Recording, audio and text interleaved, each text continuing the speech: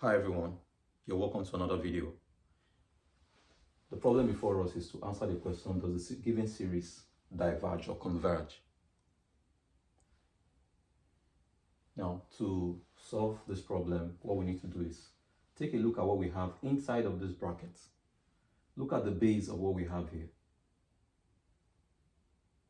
Since the power of what I have in the base, okay, are all raised to the power of n.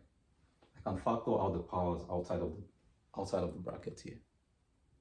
And with that, given that I would have n outside here, when I factor out the n out, I can apply, that tells me that I can apply root test to this as a test for convergence for this series.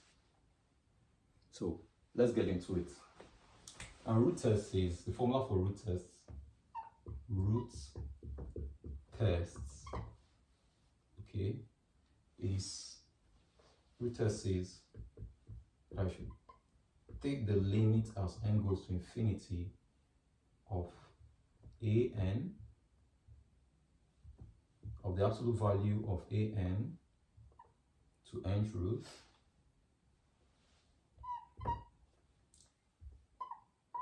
There are three cases that can arise here, where n is less than 1. And for that, we'll say that the series is what? Convergent. Or we say it converges. Or where L is greater than 1, we say that the series, diverges.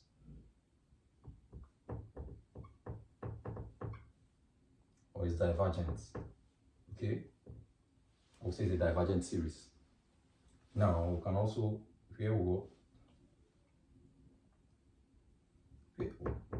another case is to have that L is equals to 1, and in that case it's inconclusive.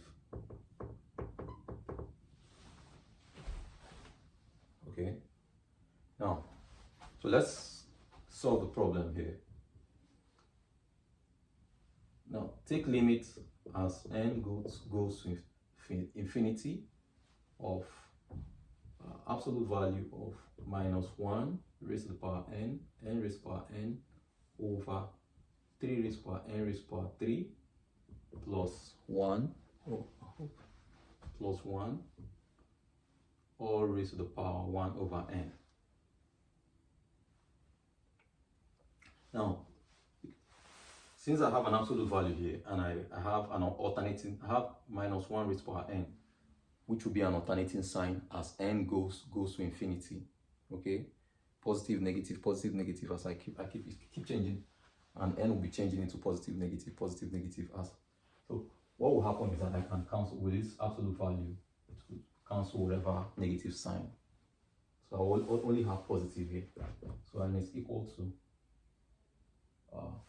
1 over n times n would have n, don't forget this limit as n goes to infinity, 1 over n times n raised to the power 3 would have 3 raised to the power n raised to the power 2, 1 over n times 1 will have 1 over n, and this value, what we have here is same as,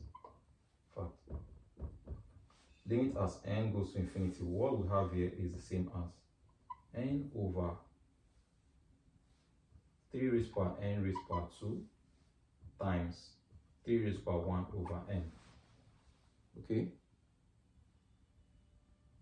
So if I take as limit as n goes to infinity of this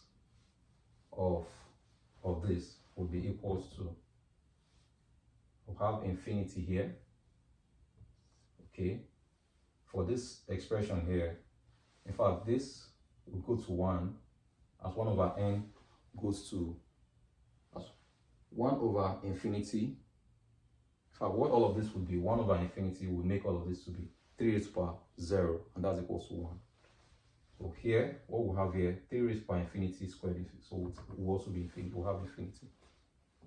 Now what can we do from here? Since we have infinity over infinity, what do? We apply what is known as L'Hopital's rule. Okay, so, and that will mean L'Hopital's rule. And what that means is that differentiate what we have here at the numerator and at the denominator. And differentiate what we have at the numerator and at the denominator. Okay, so take derivative. And when we do that, differentiate this, would have 1. Differentiate what we have at the numerator and the denominator, and then take limits. That is what it means to apply L'Hopital's rule. We have 1. Now when you differentiate 3n raised to the power 2, the answer will be 3n raised to the power 2, okay, times 2n times logarithm of 3, natural logarithm of 3.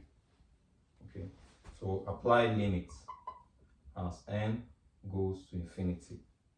When you do that, we'll have here to be 1. Apply limit to the to this 3 raised by infinity is infinity.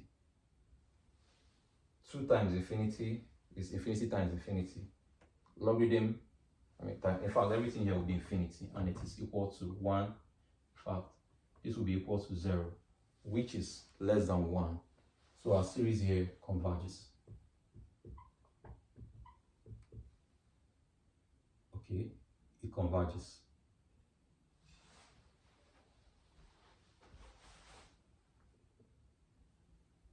We can just say it's convergent. We have a convergent series. Now, if you have a challenge as to how to find the derivative of 3n raised to the power 2, I'll work that here. I'll work that out here. So the derivative of 3n raised to the power 2, okay, prime.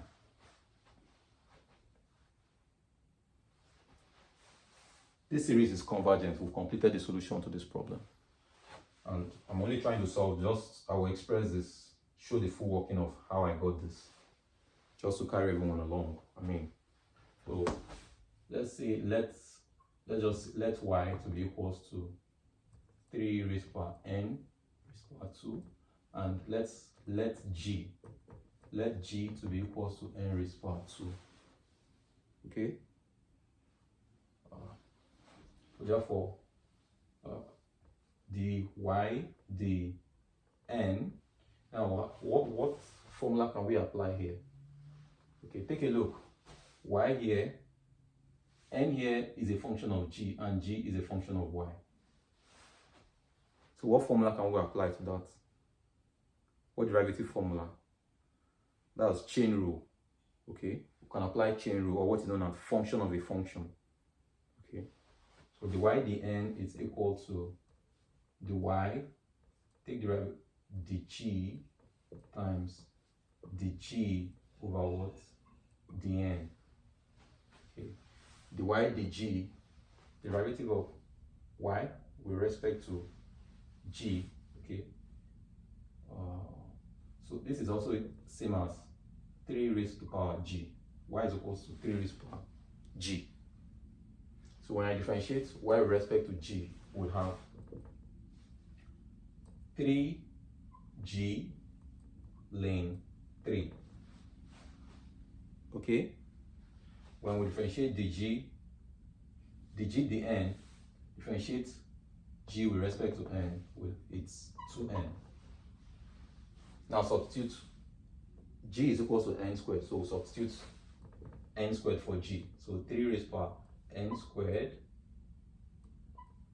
times ln 3 times 2n. Okay, so that is what we have here.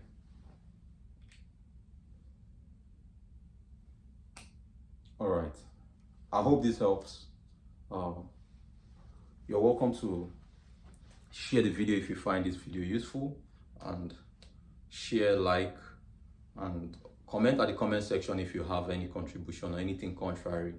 I welcome all your opinions. Thank you for staying with me up to this moment. I'll see you all in the next one. Bye.